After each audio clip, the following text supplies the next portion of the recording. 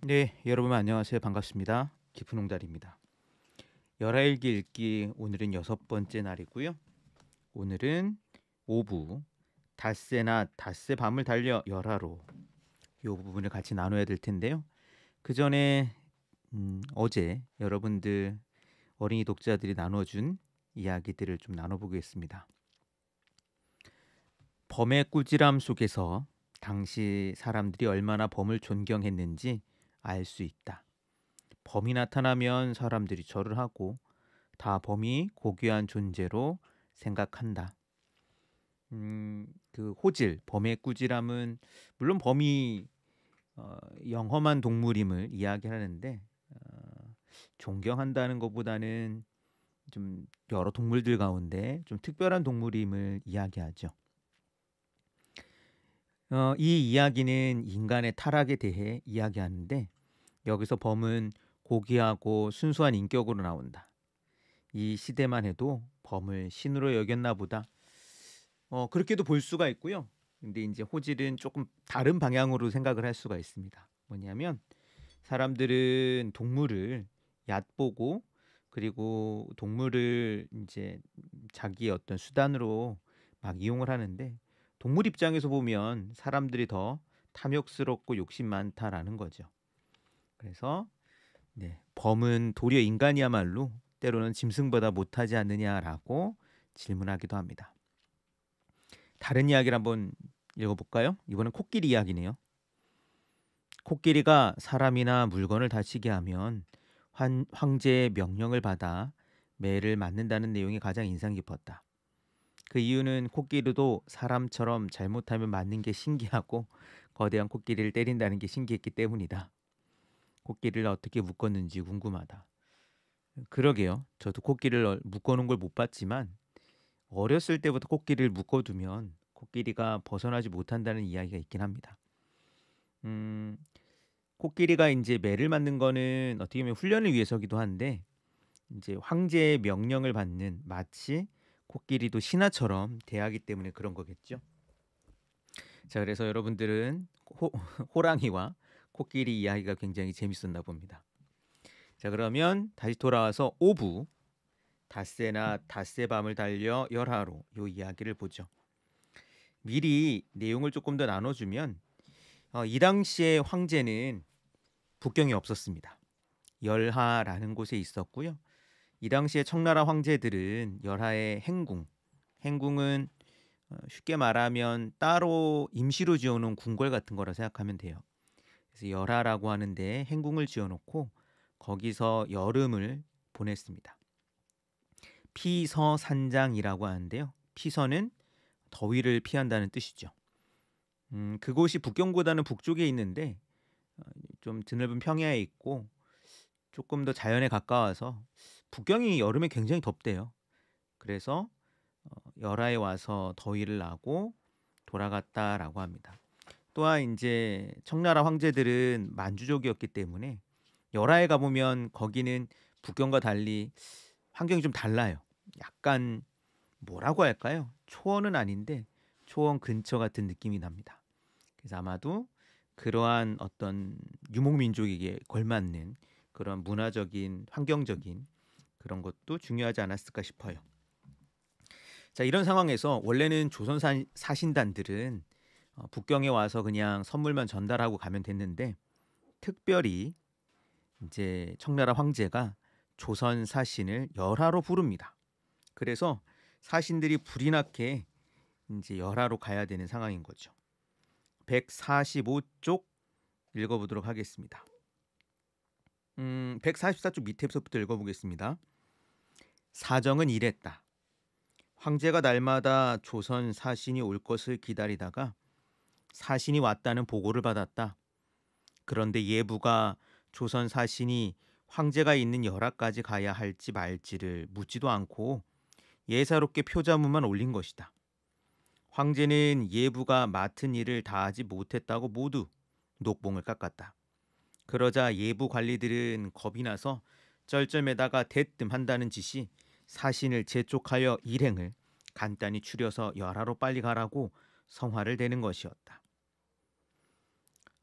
청나라 상황은 정확하게 알지는 못하겠습니다. 어쨌든 황제의 뜻이 반영된 것이었고 그리고 서둘러서 오라고 하니 그 많은 인원이 한꺼번에 움직일 수 없죠. 그래서 인원을 줄여 가기로 합니다.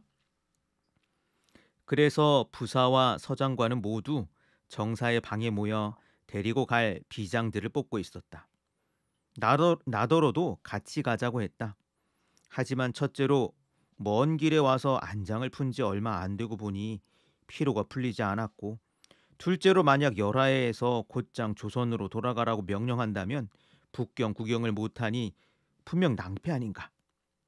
황제는 해가 갈수록 더 조선 사신을 배려하여 늘 상례를 벗어나 빨리 돌아가도록 은혜를 베풀고 보니 열하에서 곧장 돌려보낼지 모른다는 염려가 십중팔구 들어맞을 것이다. 박지원은 열하에 가기를 별로 좋아하지 않습니다. 일단 뭐 박지원은 황제를 만나는 뭐 그런 일이 있지는 않았던 거고요. 왜냐하면 정식 사신단 일원이 아니니까. 자기는 이제 쉽게 말하면 사신단 일행에 껴가지고 여행하려고 온 거죠. 구경하려고. 근데 두 가지가 이제 열하에 가기 싫은 이유래요. 첫 번째로는 너무 힘들어. 두 번째로는 사실은 북경을 구경하고 싶었던 겁니다. 그래서 안 가려고 하는데 이어지는 내용을 보죠. 정사가 권했다. 자네가 이번에 북경까지 만리걸음을 한 것은 구경 때문이 아닌가? 열하는 아직 누구도 구경을 못한 곳이네. 만약 고국으로 돌아가 열하가 어떻더냐고 물으면 무엇라고 대답할 텐가? 북경이야 많이들 보았지만 이번 걸음은 열하를 볼 다시 없는 좋은 기회일세. 나는 가기로 작정했다. 정사는 이제 박지원의 팔촌 형이죠. 그가 박명원이 권합니다. 북경까지 온 것은 구경하러 온 건데 열하에 아무도 못 가봤는데 지금 가볼 수 있는 이 기회를 놓치겠느냐? 열하로 가자. 그래서 박지원이 그 말에 설득되어 열하까지 가고 우리가 읽는 열하일기가 그래서 탄생하는 겁니다. 만약 그냥 박지원이 에이 그냥 북경에 남아 있을래라고 했으면 열하일기는 탄생하지 않았겠죠. 물론 박지원이 워낙 재밌게 글을 쓰는 사람이니까 뭐 예를 들면 열하일기는 아니더라도 뭐 연경, 즉 북경이란 뜻이죠. 뭐 연경일기 이런 책은 나올 수 있을 텐데 열하일기만큼 재밌진 않았을 겁니다. 왜냐하면 어쨌든 열하일기는 지금까지 조선 사신들이 그리고 조선인들이 못 가봤던 곳의 정보를 담고 있고 그리고 그 당시 뒤에도 이제 이야기하겠지만 권룡제의 70세 생일을 맞아 정말로 곳곳에서 다양한 문화권의 사람들이 몰려들었기 때문에 그렇습니다. 그래서 이렇게 열하를 가야 되는데 빨리 가야 돼요. 그래서 일행도 줄이고 엄청나게 달립니다. 박지원은 뭐 다른 사람들과 다른 경험을 하게 되는 거죠. 다른 사신들과. 특별히 만리장성을 다시 남쪽에서 북쪽으로 건너는 기회를 얻습니다. 만리장성을 지나는 그 내용이 우리의 책 160쪽 밤중에 고북구를 지나며라고 하는데 쓰여 있는 글입니다. 고북구는 지금도 지명 이름이에요. 그래서 그 근처에 가면 만리장성이 있습니다. 저도 작년 겨울에 이제 어린이 친구들과 함께 열하에 가는 길에 갈 때는 못 가고요. 오는 길에 잠깐 장성에 올랐습니다. 고북구는 딱 아닌데 그 근처에 있는 장성이었는데요. 꽤나 산 높이 있고 멋있더라고요. 여러분이 만약 언젠가 중국에 여행을 가게 되고 만리장성에 오른다면 박지원의 이 글을 한번 기억해 봤으면 좋겠고요. 특히 박지원의 이 글은 밤에 가서 장성을 보고 쓴 글입니다. 그래서 한 번쯤 시간을 맞출 수 있다면 해가 진 어두컴컴한 밤에 장성의 벽에서 이 글을 한번 기억해면 좋겠죠. 162쪽 박지원의 글을 또 읽어보겠습니다. 때는 바로 초승달이 어슴풀에 비추고 있었다. 양쪽 절벽은 깎아지른 듯 우뚝 높이 섰는데 길은 그 한가운데로 났다. 나는 어릴 적부터 간이 작고 겁이 많아 때로는 대낮에 홀로 빈 방에 들어가거나 밤중에 등불을 만나더라도 머리끝이 쭈뼛해지고 가슴이 두근거렸다. 올해 나이 44시건만 무서움을 타기는 어릴 적이나 꼭 같다. 오늘 이 한밤중에 홀로 만리장성 아래 우뚝 서고 보니 달은 지고 물은 울고 바람은 쏴쏴 반딧불은 펄펄 날아서 보는 것마다 무엇이나 다 놀랍고 휘둥그레지고 이상 야릇하였다. 그러나 갑자기 두려운 마음이 없어지고 이상하게도 신이 날 대로 나서 팔공산의 풀립군사나 북평의 범바위도 나를 놀래지 못하니 다행으로 여긴다. 아쉬운 것은 붓은 가늘고 먹은 메말라 획을 석가래처럼 굵게 쓰지 못하고 또 만리장성의 옛일을 두고 시 한 수를 못 지어 붙인 것이다.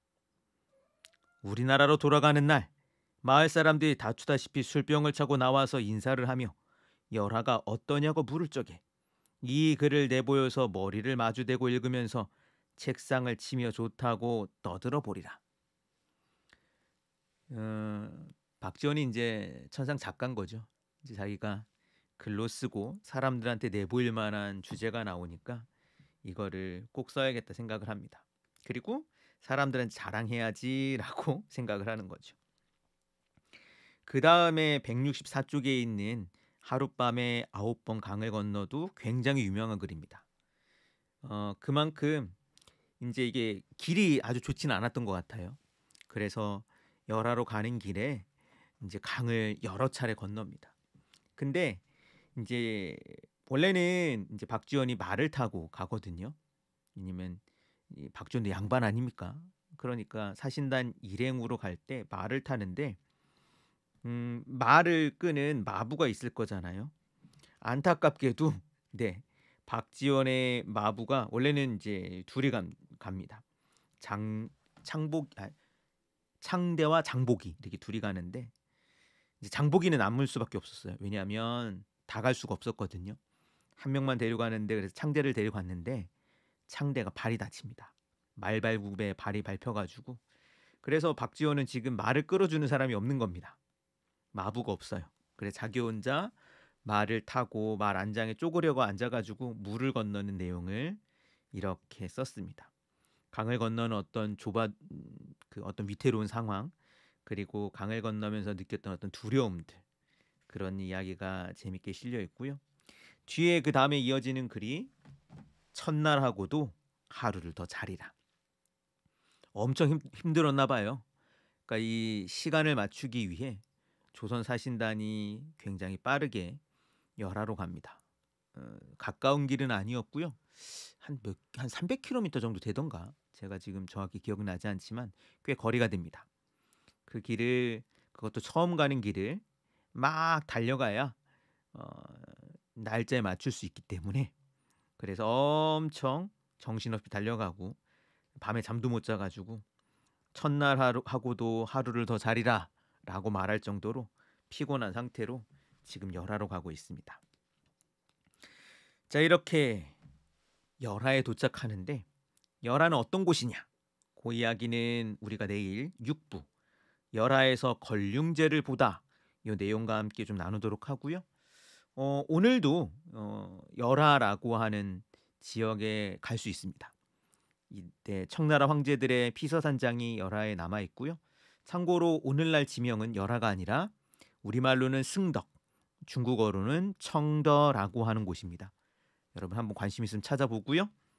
내일은 6부 열하에서 걸륭제를 보다 이 내용으로 만나겠습니다.